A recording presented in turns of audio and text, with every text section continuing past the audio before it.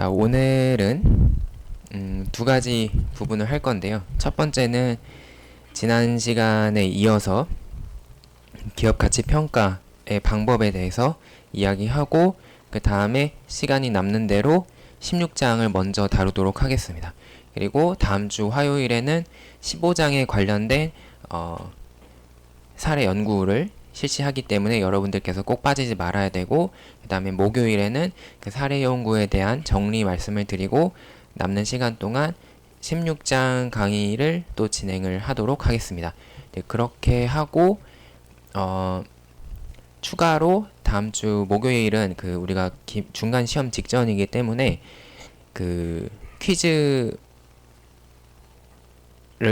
여러분들께 수업 시간에 내드려서 그걸 가지고 여러분들이 시험에 대한 감각을 좀 살릴 수 있게 하고, 네, 그렇게 해야 되겠습니다. 그래서 그렇게 하면은 사실 시간이 조금 모자랄 것 같은데, 이제 만약에 16장을 다 못하면은 16장은 빠지고 14장, 15장만으로 그 시험이 나가는 거고, 만약에 16장을 만약에 다 나갈 수 있다라고 하면은 16장 수업 내용도 시험에 반영을 할 텐데, 이제 그럴 가능성은 좀 작아 보이니까 일단은 14장, 15장 위주로 공부를 시작을 하시면 되겠습니다. 자, 지난 시간에 기업가치 평가에 관련해서 이야기를 했는데, 이 이야기가 왜 나오게 되었냐 라면은 우리는 지금 15장에서 IPO를 비롯한 자본 조달에 대해서 공부를 하고 있었습니다. 근데 자본을 조달을 하려면은 가장 중요한 것은 증권을 판매를 하는 형태로 보통은 자본을 조달한다 라고 말씀을 드렸고, 그러면 투자자 입장에서 이 기업이 발행한 이 증권이 얼마의 가격에 판매가 되는 것이 적합한지, 이것을 살 것이냐 말 것이냐 이런 판단을 해야 되기 때문에 이 기업의 가치를 평가하는 것이 중요해집니다. 그래서 지난 시간에는 그 중에서도 가장 주된 첫 번째 방법으로 현금 흐름 할인법이라는 것을 배웠습니다.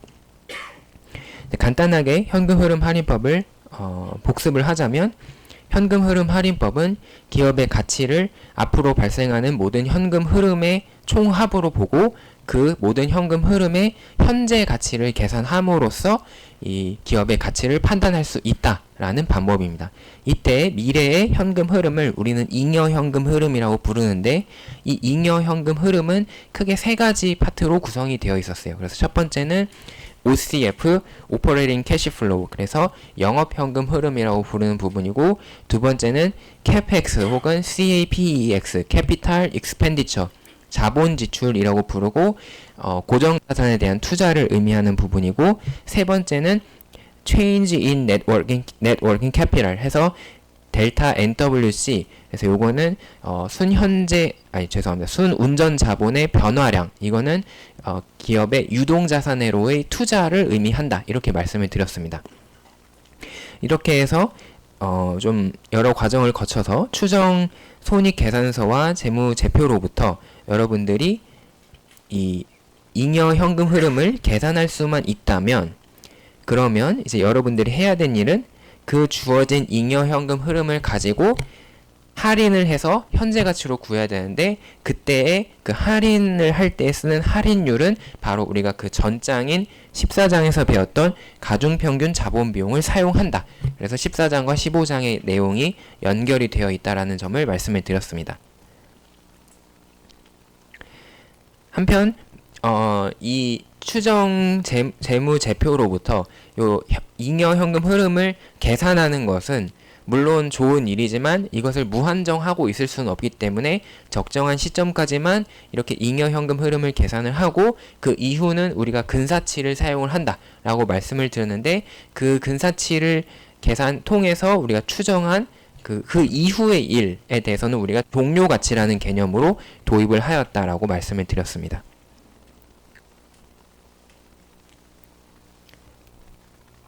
자, 오늘은 이 첫 번째 지난 시간에 했던 현금 흐름 할인법에 이어서 이제 두 번째로 사용이 되는 방법인 상대가치 평가법에 대해서 말씀을 드리도록 할게요. 이 상대가치 평가법은 이 앞에서 배운 현금 흐름 할인법에 완벽하게 대비되는 개념이라고도 이해할 수가 있습니다. 이 앞에서 배운 현금 흐름 할인법은 내가 이 기업의 가치를 분석할 때 다른 곳을 전혀 볼 필요가 없습니다. 이 기업의 정보만 확인을 하면 이 기업의 가치를 계산을 할 수가 있어요. 이제 그런 의미에서 어떤 사람들은 이 현금 흐름 할인법을 절대적이다라고 해서 절대적인 절대 가치 평가법이라고 부릅니다. 왜냐하면 뭐 다른 것에 의해서 그 값의 크기가 커지거나 작아지는 것이 아니라 순수하게 이 기업의 내재적인 그 가치에서 나오기 때문에 절대적으로 결정이 되어 있는 값이라고 생각하는 거예요. 현금 흐름이. 근데 반면에 이 상대 가치 평가법은 그렇게 하는 것이 아니라 비교하는 방법이 되겠습니다. 그래서 어떠한 기업의 가치를 다른 기업과 비교함으로써 추정하는 방법을 우리는 폭넓게 상대 가치 평가법 (relative valuation이라고 부릅니다. 자, 이때 그 상대 가치 평가법의 핵심적인 그 가정은 뭐냐면 바로 유사한 기업들끼리는 유사한 성질을 지니고 있고 그에 따라 유사한 방법으로 기업 가치가 결정이 된다라는 그러한 점을 가정을 하고 있습니다. 그래서 여기에 지금 있는 이 식은 어떤 의미냐면 V는 기업의 가치이고 그 다음에 I는 어떤 기업의 성과를 나타내는 뭐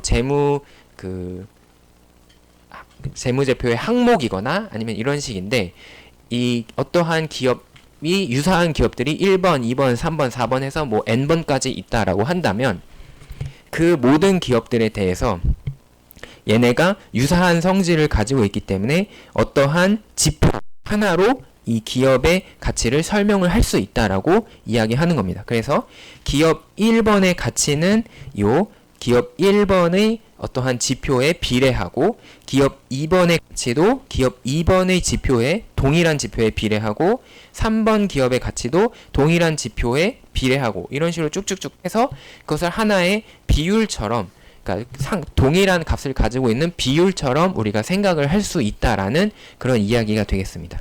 이제 이거를 조금 더 명확하게 여러분들이 직관적으로 이해할 수 있도록 간단한 예시를 통해서 설명을 드릴게요. 자, 여기 기업 A, B, C라는 다른 세 가지 기업이 있습니다. 근데 얘네는 아주 유사한 기업들이에요. 그래서 어떤 특징을 가지고 있냐면 다 제조업 기업인데 완벽하게 동일한 서로 구분이 안 되는 똑같은 제품을 똑같은 방법으로 제조를 하고 그리고 그것을 똑같은 가격에 시장에서 팔고 있습니다. 그래서 사실상 소비자 입장에서는 얘네를 구별을 할 수가 없어요. 그리고 얘네가 이렇게 생산을 하는 과정에 들어가는 비용조차 다 똑같습니다. 그렇다면은 얘네를 비교할 때 어떤 기업이 크고 어떤 기업이 작다, 어떤 기업의 가치가 높고 어떤 기업의 가치가 낮다라고 하는 것은 결국 단순하게 판매량과 밀접하게 연관이 되어 있을 거라고 우리가 단순하게 생각을 할 수 있습니다. 예를 들어서 기업 A의 매출이 400인데 기업 B의 매출이 그 절반인 200이라면 기업 A의 가치는 기업 B의 가치의 2배일 것이다. 그리고 마찬가지로 기업 A가 400을 팔았는데 기업 C가 800을 판다면 기업 C가 2배를 팔고 있을 거므로 기업 A보다 기업 C의 가치가 2배 클 것이다. 이렇게 우리가 생각을 할 수 있다는 거죠. 그래서 이거를 그림으로 그때 그러면 기업 A의 가치를 안다면 상대적으로 기업 B는 A의 절반이니까 2분의 1, 기업 C는 기업 A의 2배니까 2배 이렇게 하면은 계산을 할 수 있겠다라는 겁니다. 그래서 기업 A의 가치가 2,000이다 라고 주어졌다면 우리는 매출이 크면은 더 많이 판 거니까 당연히 기업의 가치가 클 것이다. 왜냐하면 시장 점유율이 높으니까 라고 생각을 하고 그것을 이 식처럼 쓸 수가 있습니다. 첫 번째 A 기업은 400의 매출을 올릴 때 2,000의 가치를 가지는 기업이었어요. 그래서 계산을 해보니까 이 매출보다 기업의 가치가 5배 정도 나오게 된다. 요 비율이 5배라는 사실을 알 수 있습니다. 그리고 그러한 비율이 기업 B와 C에 대해서도 동일하게 작동을 할 것이기 때문에 이걸 풀어서 계산을 해보면 기업 B의 가치는 매출이 200인데 그 5배를 곱해서 1000이 나올 거고 기업 C는 매출이 800인 것에 5배를 해서 4,000이 나올 것이다. 그렇게 해서 결과적으로 기업 A가 2,000이었을 때 기업 B는 1,000, 절반, 기업 C는 2배 해서 4,000이 나오는 그런 결과를 예상해 볼 수 있다는 겁니다. 자, 이게 바로 이 상대 가치평가법의 핵심적인 가정이라고 할 수 있어요. 이제 물론 이것을 현실에 적용하려면 여러 가지 문제가 생깁니다. 왜냐하면 대부분의 기업들은 완전히 동일한 제품을 판매하지도 않을 뿐만 아니라 동일한 방법으로 제조하지도 않고 또 그에 따라 가격들도 천차만별이기 때문에 이렇게 단순하게 매출과 비례시켜서 판단하기에는 좀 어려운 부분이 있겠지만 그래도 우리가 잘 고른다면은 충분히 비슷한 성격의 기업들을 묶어서 걔네들끼리의 비교를 통해서 우리가 기업 가치를 대략적으로 알아낼 수 있을 것이라는 거죠. 그래서 그거를 일반화해서 표현을 하면은 어떤 기업의 가치 V는 R 곱하기 I다 이렇게 쓸 수가 있습니다. 여기서 R에 들어가는 것은 뭐냐면 어떤 재무 비율이 됩니다. 뭐 우리가 흔히 그 재무 관리 시간에 배웠던 어떤 여러 가지 재무 비율 중에 하나를 쓸 수가 있어요. 그리고 I에 들어가는 것은 그 기업의 성과 혹은 기업의 가치와 밀접하게 연관이 되어 있는 어떤 값인데 중요한 것은 R과 I가 전혀 상관이 없는 것이 아니라 요 재무 비율을 만들 때 요 재무 비율의 분모로 사용했던 것을 이 I로 사용을 해준다라는 점입니다. 이제 이렇게 하면은 여러분들이 기업 가치를 쉽게 구할 수 있다. 그리고 이때 가끔 여러분들이 착각하시는 게 뭐냐면 이 값들이 어디에서 나오느냐를 착각하시는 경우가 있는데 첫 번째 요 R값, 이 비율로 되어 있는 이 값은 벤치마크라고 해서 다른 기업들의 그 유사한 비교하는 기업들로부터 구성이 된 값이에요. 그리고 요 I는 내가 분석하고 싶은 그 타겟, 그 대상 기업의 값으로부터 나오게 되는 거예요. 그래서 내 기업의 값과 다른 기업의 값을 곱해서 우리가 우리 기업의 가치를 계산을 할 수 있게 됩니다. 자, 그러면 이러한 방식으로 기업 가치를 추정할 때는 대략적으로 다음과 같은 프로세스에 따라서 계산이 이루어지게 됩니다. 첫 번째, 적절한 재무 비율을 선정해야 됩니다. 어떠한 재무 비율이 기업의 가치를 설명하는 데 도움을 줄 수 있다라는 것을 판단을 해서 그에 맞게 재무 비율을 선정을 합니다. 그리고 두 번째, 내가 알고 싶은 기업과 비슷한 기업을 적절히 잘 골라오게 됩니다. 이게 아주 중요한 작업이에요. 내가 어떻게 여기서 골라오느냐에 따라서 내 결과가 완전히 바뀌게 됩니다. 왜냐하면 내 상대가치 평가법은 비교를 통해서 결정이 되기 때문에 누구랑 비교할지가 아주 중요한 거예요. 그 다음에는 마지막으로 방금 고른 그 비교 기업들에 대해서 방금 내가 골랐던 적절한 재무 비율을 고른 재무 비율을 계산을 하면 되는데 그걸 사용을 해서 보통 우리는 그것들의 평균 값을 주로 사용을 하게 됩니다. 자, 그러면은 구체적으로 들어가기에 앞서서 보통 이 재무 비율로 무엇이 많이 사용이 되느냐, 특히 이 주식의 가격을 생각할 때, 산정할 때 많이 사용되는 지표는 크게 꼽자면 두 개를 딱 꼽을 수 있습니다. 첫 번째는 주가 수익 비율, 줄여서 PER 값이라고 우리가 흔히 많이 부르는 값이고요. 두 번째는 요즘에 떠오르고 있는 EV EBITDA라는 값이 있습니다. 그래서 요 두 가지를 각각 어떤 건지 한번 알아보도록 합시다. 자, 첫 번째, 죄송합니다. 넘어가기 전에 먼저 오버뷰로 먼저 말씀을 드리자면, 종합을 하자면 이 두 가지 모두 기업이 돈을 많이 벌수록 기업 가치가 크다라는 원리를 응용을 한 겁니다.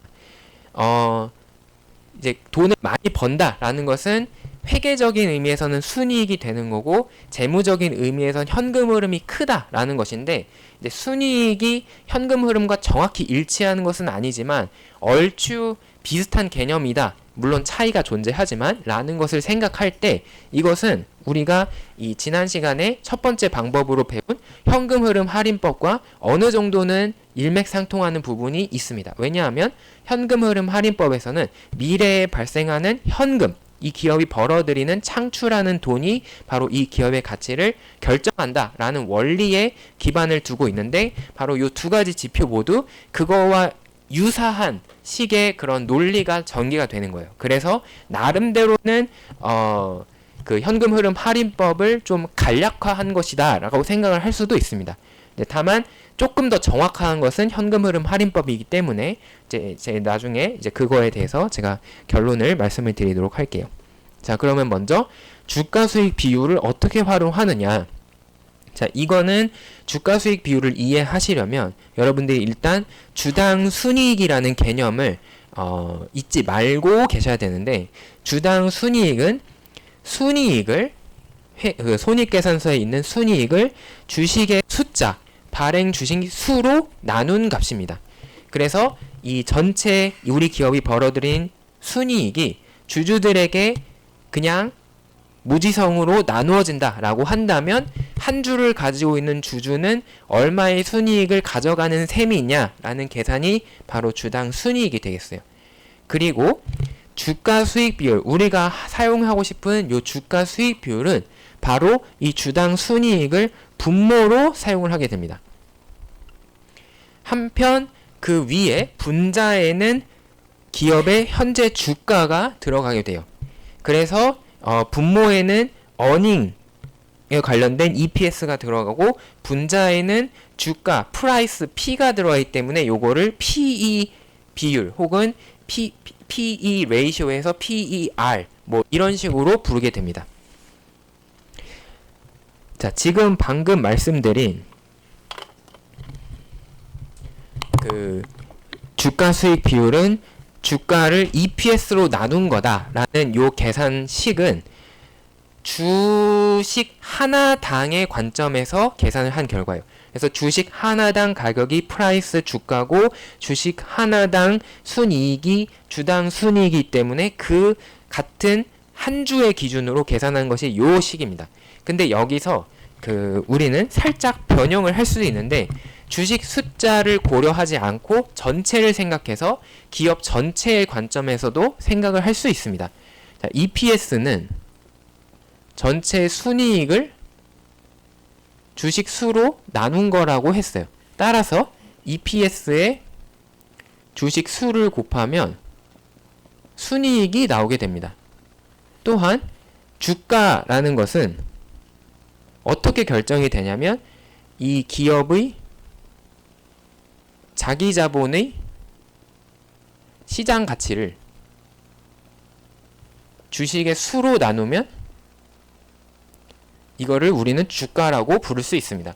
따라서 주가에다가 주식의 수를 곱하면 거꾸로 자기 자본의 시장 가치가 나오는데, 이거를 우리는 시가총액이라는 말로 부릅니다. 영어로는 market capitalization.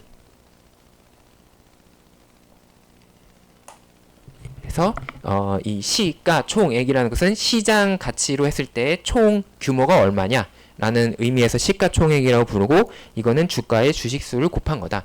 그러면은 이 주가 나누기 EPS라는 요 식에다가 양쪽의 분모와 분자에 모두 주식수를 곱해주면 그게 결과적으로 어떻게 바뀌냐면, 분자에는 시가총액이 되고 분모에는 순이익이 남게 돼요.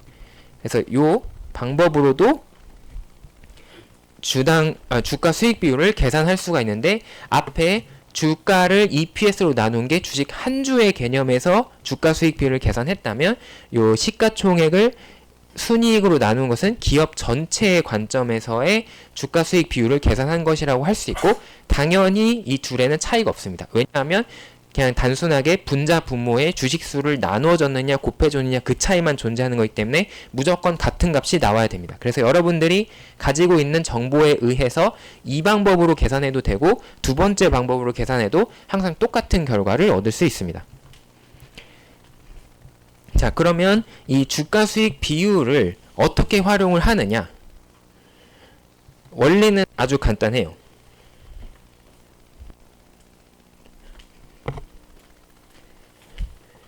요 P2 값은 주가가 위에 있고 아래에 EPS가 있기 때문에 요 P2에다가 다시 EPS를 곱해주면 그것은 주가에 관련된 값이 나오게 된다라는 원리입니다. 다만 이때 여러분들이 이거를 헷갈려 하시는 이유가 뭐냐면 여기서 사용하는 요 P2는 비교 기업으로부터 나오는 값이고 이 EPS는 우리 기업의 값을 사용을 하는 거예요.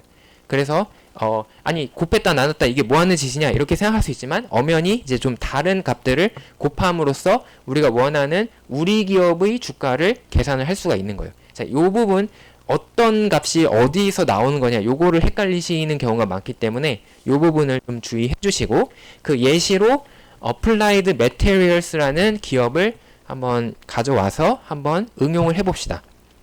자, 이 Applied Materials를 분석을 해 봤더니 손익 계산서를 내년도 거를 추정해 봤어요. 그래서 추정 손익 계산서를 내년도 거를 작성해 봤더니 순이익이 얼마가 나왔고 다시 그거를 주식의 숫자로 나누니까 주당 순이익이 1.07이다. 이렇게 나왔습니다.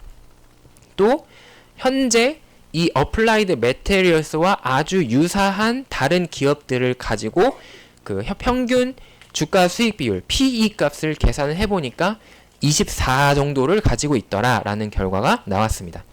그다음에 마지막으로 현재 Applied Materials의 현재 주가는 약 19달러다라는 결과가 나왔습니다. 자, 그러면 이 정보를 가지고 우리는 Applied Materials의 현재 주가가 우리가 생각하기에 높은지 낮은지 이거를 판단을 할 수 있습니다. 어떻게 하느냐? 바로 요 PE 값, 바로 우리가 계산한 다른 기업들의 평균인 요 PE 값에다가 이 Applied Materials의 EPS를 곱해주면 됩니다. 이렇게 하면은 Applied Materials는 25.7달러라는 주가를 가져야 된다라는 결론이 나오게 됩니다. 이거는 Applied Materials의 실제 주가가 아니라 적정 주가 혹은 추정 주가 혹은 우리나라에서는 목표 주가라는 말을 주로 많이 사용을 합니다. 이거는 지금 그렇다는 게 아니라 만약에 우리가 분석한 게 맞다면 Applied Materials의 주가는 25.73이 되어야 할 거다라고 생각한다라는 의미입니다. 반면에 실제 주가는 약 19달러, 18.9달러였죠. 약 19달러였어요. 그러므로 이 두 개를 비교하면 어떠한 결론을 얻을 수 있냐면 지금 현재 주가보다 우리가 생각하는 Applied Materials의 주가가 높다라는 결론이 나옵니다. 그렇다는 건 뭘까요? 우리가 틀리지 않았다면, 근데 내가 분석을 하면서 내가 틀렸다라고 생각하는 사람은 없기 때문에 우리가 생각하는 대로라면은 Applied Materials의 주가는 앞으로 25달러 70센트가 될 때까지 무조건 올라간다라는 게 정답입니다. 따라서 지금 주식을 사면은 싸게 사는 게 되는 거예요. 왜냐하면 19달러에 사서 25.7까지 올라갈 거니까. 따라서 우리는 투자자로서 Applied Materials의 주식을 사야 된다. 그래서 여러분들이 투자자라면은 주식을 사야 되고 애널리스트라면은 매수를 추천해야 된다라는 결론을 얻을 수 있습니다. 근데 예컨대 반대로 예를 들면은 적정 주가를 계산을 해봤는데 10달러가 나왔어요. 근데 현재 주가가 19달러야. 그러면은 거꾸로 이거는 우리가 생각하기에는 지금 주가가 너무 높다. 그러니까 이제 앞으로는 내려갈 일만 남았다라고 생각하기 때문에 이때에는 가지고 있는 주식을 파는 그런 전략을 취해야 되겠죠. 그래서 이렇게 기업의 가치를 평가하는 것은 단순하게 평가했네라고 끝이 되는 것이 아니라 그것을 가지고 투자자로서 혹은 이 기업의 경영자로서 어떠한 의사결정을 하는 거랑 바로 직접적으로 연관이 되게 됩니다. 이제 그래서 이 기업가치 평가가 항상 이 투자 의사 결정에 굉장히 중요한 요소가 될 수 있다라는 점을 우리가 여기서 알 수가 있습니다. 자, 두 번째로 사용이 많이 되는 지표, EV EBITDA라고 읽는데 요거는 뭐냐면 여기서 EV는 Enterprise Value라고 해서 기업 가치 혹은 전사 가치라고 해석을 하는 건데 이 기업의 전체 가치라는 의미를 가지고 있어요. 이거는 어떻게 계산을 하냐면 자기 자본의 가치에다가 순부채를 더해주면 되는데 순부채는 현재 빌린 돈에서 현금을 뺀 것이기 때문에 요 빌린 거에서 빌린 걸 더하고 그 다음에 현금을 빼면은 요 기업 가치를 구할 수 있습니다. 그 반면에 분모에 들어가는 것은 EBITDA라고 부르는 건데, EBITDA는 영어를 보면은 earnings before interest, tax, depreciation and amortization 해서 EBITDA라고 부르는 거예요. EBIT가 뭐였냐면 earnings before interest and tax 해서 이자와 법인세를 생각하기 전의 이익이라는 의미였죠. 그러면은 요 EBITDA는 이자와 법인세와 감가상각과 감모상각을 생각하기 전에 이익이라는 뜻이 됩니다. 그래서 EBIT는 그래서 여기 EBITDA, EBITDA는 EBIT에다가 다시 감가상각되는 부분을 거꾸로 더해주면은 우리가 EBITDA, EBITDA를 구할 수 있습니다. 자, 근데 이렇게 쓰고 보니까 어떤 점을 찾을 수 있냐면, 일단 그 PE 값이나 요 EV EBITDA나 유사한 그런 특징을 가지고 있어요. 이제 뭐냐면 요 PE는 위에 기업 전체의 관점에서 봤을 때 이 기업의 시가총액이 분모에 있고 아래에는 순이익이 있습니다. 그리고 EV EBITDA는 이 엔터프라이즈 밸류라는 값이 위에 있고 아래에는 EBITDA라는 값이 있어요. 그래서 둘 다 어떤 특징을 가지고 있냐면, 분자에는 기업의 어떠한 가치를 나타내는 지표가 들어가 있고 분모에는 그 기업의 이익을 나타내는 지표가 들어가 있어요. 그래서 이익이 많으면 많을수록 기업의 가치가 늘어날 것이다 라는 공통점을 가지고 착안된 그런 지표라고 할 수가 있습니다. 그런데 여기서 구체적으로 보면 이 두 가지가 무슨 차이가 있느냐, 이 NI 그 순이익은 PE 값에서 사용하는 요 순이익은 회계적인 지표죠. 순수하게 그냥 회계적으로 손익계산서의 가장 아래쪽에 위치하는 그 순이익을 그대로 갖고 온 거예요. 근데 요 EBITDA는 보면은 EBIT에다가 감가상각을 더했다라는 특징이 있습니다. 이 디프리시에이션과 아모타이제이션의 차이가 혹시 궁금하신 분이 있다면, 디프리시에이션은 흔히 우리가 생각하는 그 유형 자산의 감가상각을 의미하고, 아모타이제이션은 그 무형 자산의 감가상각을 보통 의미해요. 그래서 어쨌든 둘 다 합쳐서 감가상각이라고 불러도 상관없습니다. 그래서 결국 이 EBITDA는 EBIT에 감가상각을 다시 더해준 거예요. 근데 이게 뭐랑 아주 비슷하냐면, 우리가 지난 시간에 현금흐름 할인법을 계산을 할 때 FCF, 프리 캐시 플로우, 잉여 현금 흐름을 계산할 때 먼저 OCF, 영업 현금 흐름을 계산해야 됐어요. 그리고 이 OCF는 어떻게 계산을 하냐면 EBIT에서 세금을 빼고 감가상각을 더해줍니다. 자, 이렇게 하고 보니까 EBITDA랑 OCF의 차이는 뭐냐면 세금을 고려했느냐 안 했느냐의 차이밖에 없어요. 여기도 EBIT에 감가상각을 더해준 거고, EBITDA도 EBIT에 감가상각을 더해준 겁니다. 반면에 순이익은 감가상각을 그냥 그대로 빼버렸죠. 이제 이거는 감가상각이라는 회계적인 비용을 생각해서 회계적인 이익을 생각한 거고, EBITDA나 OCF는 조금 더 재무적인 관점에서 진짜 비용이 아닌 감가상각을 거꾸로 더해준 겁니다. 따라서 우리가 어떤 결론을 얻을 수 있냐면, EBITDA를 쓰는 게 아무래도 조금 더 정확하지 않겠느냐. 왜냐하면 우리가 더 정확하게 이 기업의 현금 창출 능력을 계산했던 OCF 혹은 프리 캐시 플로우 계산에 더 가깝기 때문에 이것이 조금 더 정확하다라는 거죠. 이제 그래서 이런 취지에서 요즘에는 이제 선진국에서는 PE 레이시오보다 요 EV EBITDA를 더 많이 사용을 하고 있습니다. 그래서 단순하게 순이익을 통해서 이 기업의 가치를 추정하는 것보다는 이제 이런 식으로 에비타를 사용하는 것이 조금 더 정확한 방법 아니겠느냐라고 생각을 해서 이제 이것이 주로 많이 사용되고 있고, 이제 우리나라의 경우는 지금까지 시장을 보면은 이 현업에서 주로 아직도 여전히 PE 값을 많이 사용을 하고 있어요. 하지만 이제 점점 EV 에비타를 사용하는 경우가 늘어나고 있기 때문에 이쪽으로 추세가 가고 있다 이렇게 생각을 하고, 그래서 우리가 알아두면은 더욱더 좋을 것 같습니다.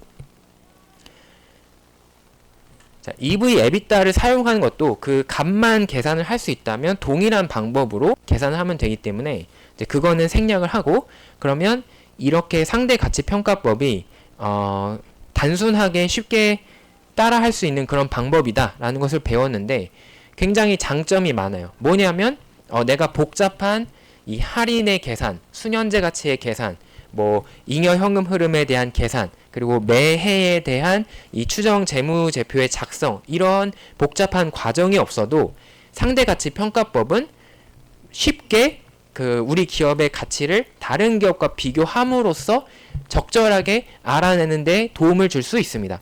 그런 의미에서 요 상대가치 평가법이 현실에서는 아주 광범위하게 많이 사용이 돼요.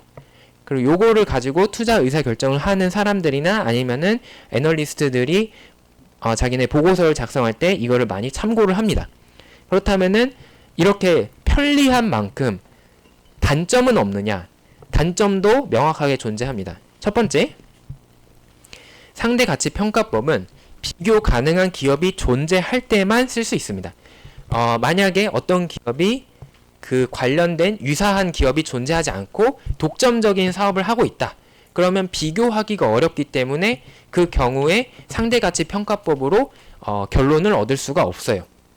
두 번째, 만약에 내가 분석하고 싶은 기업의 지표나 아니면 재무 비율의 값이 음수인 경우에는 상당히 곤란해질 수밖에 없습니다.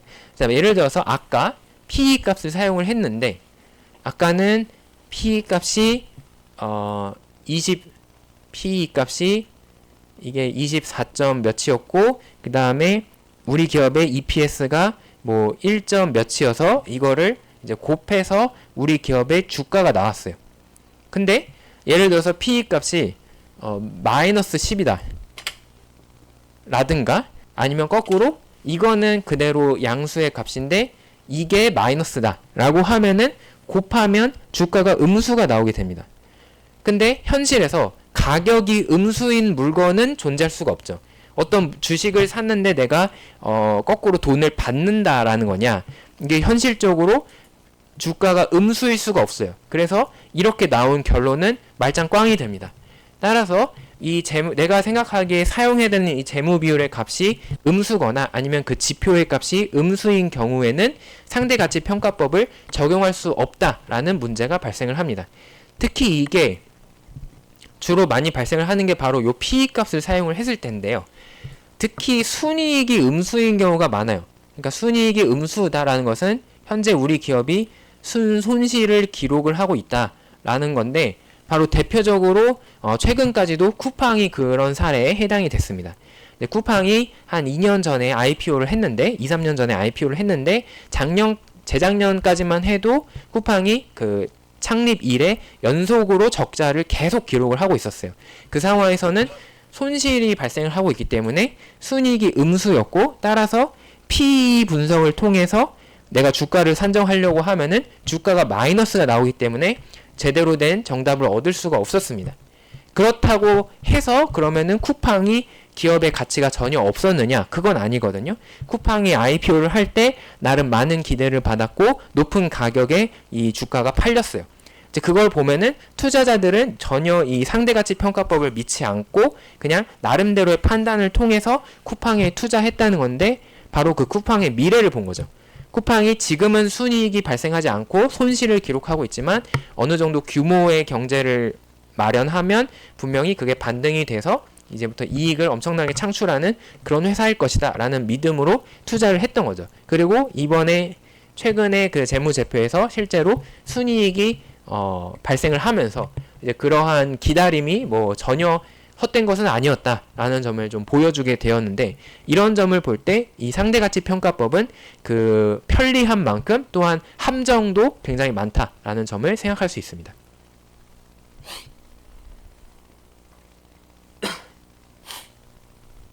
그리고 마지막으로 상대가치평가법이 부정확한 결론을 혹은 잘못된 결론으로 이끌 수 있는 것은 바로 시장 상황이 좀 이상할 때 이런 잘못된 결론이 나올 수 있습니다. 특히 시장이 거품이 끼어 있는 경우에 이런 것을 많이 볼 수 있는데, 대표적으로 코로나19 대유행 기간 동안 이런 문제가 많이 발생을 했어요. 코로나19 기간 동안 각 여러 나라의 그 정부들이 사람들 그 일자리가 끊어지고 그 일하지 못하는 이런 상황을 방지하기 위해서 그 현금을 많이 지급을 했죠. 그래서 인플레이션도 많이 발생을 했고, 그리고 사람들이 여윳돈이 생기니까 그걸 가지고 뭘 했냐면 주식 투자를 했습니다.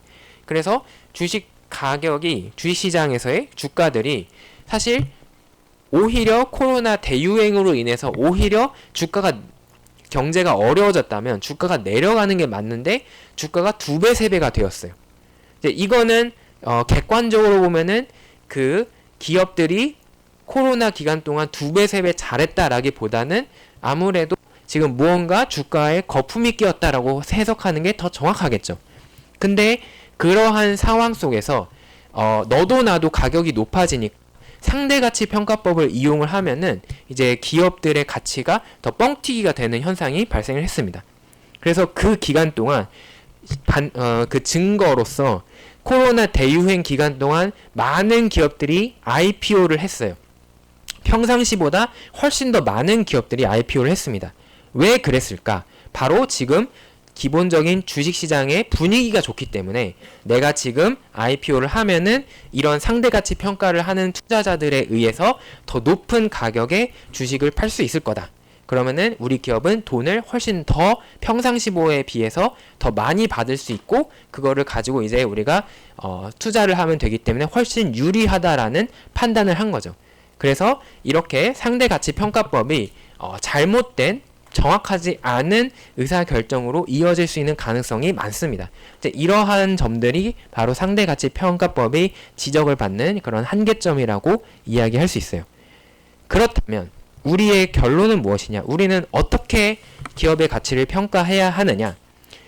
권장되는 방법은 이렇습니다. 이제 여러분들은 이제 배운 사람들이기 때문에 조금 더 데이터에 의존해서 정확하고 합리적인 의사결정을 하기 위해서는 주된 방법으로 현금흐름 할인법을 쓰는 것이 좋다.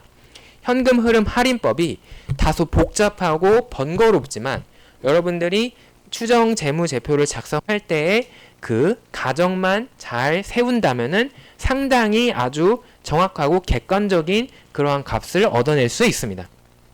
그러면은 현금흐름 할인법만 쓰라는 거냐? 그건 아니에요. 현금흐름법을 주된 방법으로 쓰되 이 상대가치평가법을 통해서 현금흐름 할인법의 결과가 맞는지 틀리는지를 점검하고 체크할 때 쓸 수 있습니다. 이런 식으로 주로 실제 애널리스트도 많이 사용을 하는데요. 첫 번째, 일단 아무것도 안 하고 그냥 현금흐름 할인법으로 기업 가치를 추정을 해본다.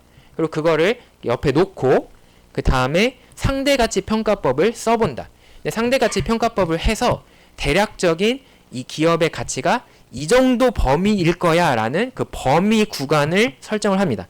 예를 들면은 최악의 케이스와 최선의 케이스를 구해가지고 최대치와 최소치를 이 상대가치평가법을 통해서 추정해 내는 거예요.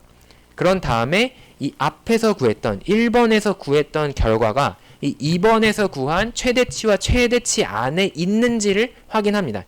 이렇게 하면은 이 두 가지 다른 방법으로 구한 결과가 나름대로 유사한 결론을 내고 있기 때문에 둘 다 틀렸을 리는 좀 가능성이 별로 없잖아요. 그래서 이렇게 하면은 여러분들의 그 계산 결과가 좀 나름대로 신빙성이 있는지, 특히 이 현금 흐름 할인법을 계산할 때는 내가 혼자서 하는 거고, 상대가치 평가법은 다른 사람들이 이렇게 생각하는 그런 다른 사람들의 의견이 들어오는 거기 때문에 나의 의견이 다른 사람들의 의견과 너무 동떨어지진 않았는지 이런 것을 검토할 수 있는 그런 기회를 이렇게 보완을 함으로써 얻을 수 있습니다.